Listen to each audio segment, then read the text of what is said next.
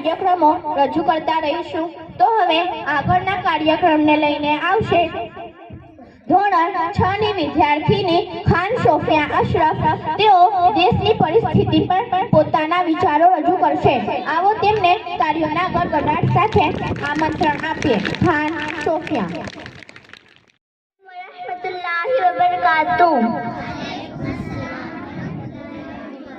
Hello दोस्तों, आज मैं सोफिया अशरफ खान कक्षा 6 की छात्रा गणतंत्र दिन के पावन अवसर पर देशभक्ति के मेरे विचार प्रस्तुत कर रही हूँ।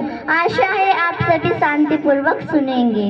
तो कश्मीर जिसकी सूरत है, कन्याकुमारी जिसके चरण, कश्मीर जिसकी सूरत है, कन्याकुमारी जिसके चरण, शहंशाहे ताजमहल जिनका हृदय है। ऐसे इस पवित्र भूमि के ऊपर उपस्थित आप लोगों को मेरा सलाम। मैं भारतवर्ष का हरदम अमित सम्मान करती हूँ। मैं भारतवर्ष का हरदम अमित सम्मान करती हूँ। यहाँ की चांदनी मिट्टी का ही गुणगान करती हूँ। यहाँ की चांदनी मिट्टी का ही गुणगान करती हूँ।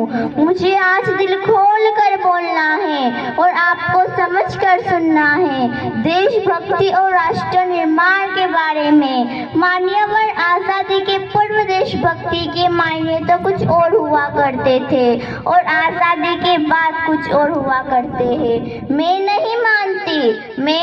नहीं मानती कि राष्ट्रगीत के 52 सेकंड में सिर्फ खड़े होकर गाना गाना और जोरों से नारे लगाना ही देशभक्ति है। क्योंकि महोदय, ये वो सदी है जहाँ नीति, नियम, नैतिकता जैसे मूल्य कलियों के भाव बेचते लोग नजर आते हैं। ये वो सदी है जहाँ सत्य, अहिंसा, सादगी, सदाचार एवं स्नेह जैसे आदर्शों की ध्वजा उड़ाई जाती है और जिस घर में दो सगे भाई भी शांति, अमन और चैन के साथ बड़ी मुश्किल से जीते नजर आते हैं और जिस देश के युवा फेसबुक और व्हाट्सएप पे सोशल नेटवर्किंग साइट पे चैटिंग, डेटिंग और सेटिंग के मायाजाल में फंसे नजर आते हैं।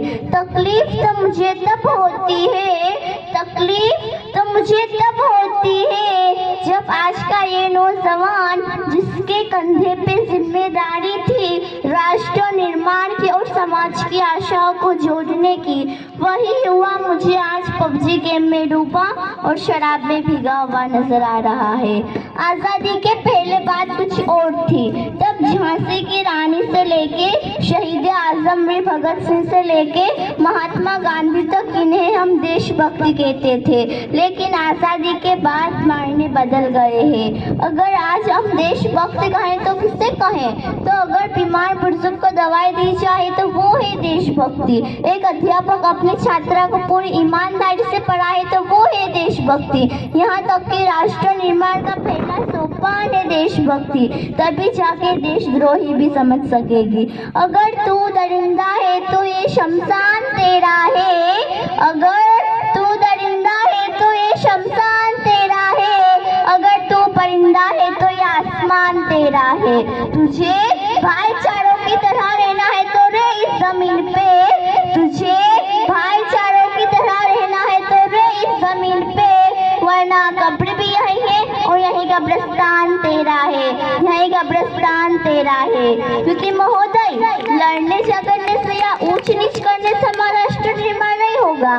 क्या ऊंच, क्या नीच, क्या अमीरी, क्या गरीबी, क्या यही है हमारी देशभक्ति? जी नहीं। ताओ एक उम्मीद बने, क्योंकि राज्य और विश्व के सामने खड़ा रहना है तो हम सबको मिलना होगा, हम सबको एक ताकत बननी होगी। क्योंकि अकेले तो हम कुछ नहीं कर पाएंगे, अकेले तो हम बूंद की तरह है, मिल जाए तो सागर, अकेले तो हम कागज है, मिल जाए तो किताब, अकेले तो हम दुआ है, मिल जाए तो इबादत, और युवानों अकेले तो हम पत्थर है, मिल जाए तो इमारत। यही है मिलने की ताकत। तभी जाके इस देश का बच्चा, इस देश का हर युवान, इस देश का हर बूढ़ा बहादुरी और लीडर आवाज में कह पाएगा कि चीन हो, रूस हो या हो फिर वो पाकिस्तान, कि चीन हो, रूस हो या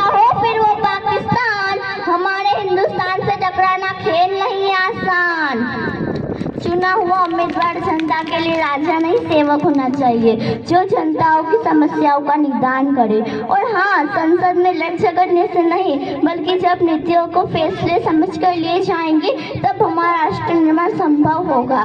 भ्रष्टाचार इस देश से मिटाना होगा। काला धन और राजनीति इस देश के प्रमुख मुद्दे हैं, क्योंकि महोदय यही सही वक्त है देश के लिए जीने मरने का, देश के लिए कुछ करने का। युवानों, यही सही वक्त है देश को सर्वश्रेष्ठ बनाने का। ये युवानों, हम सबको एक ऐसा भारत बनाना है, एक ऐसा भारत बनाना है कि जिसे देख कर, जिसे समझ कर, जिसे देख कर, जिसे समझ कर हर हर धड़कन के ठहरे, हर इंसान का मन ये कह दे कि नेक है भारत, एक है भारत, श्रेष्ठ हमसे भी श्रेष्ठ है भारत। तो अंत में बस इतना ही कहना चाहूंगी कि आजादी की कभी शाम नहीं होने देंगे, आजादी की कभी शाम नहीं होने देंगे, शहीदों की कुर्बानी बदनाम नहीं होने देंगे।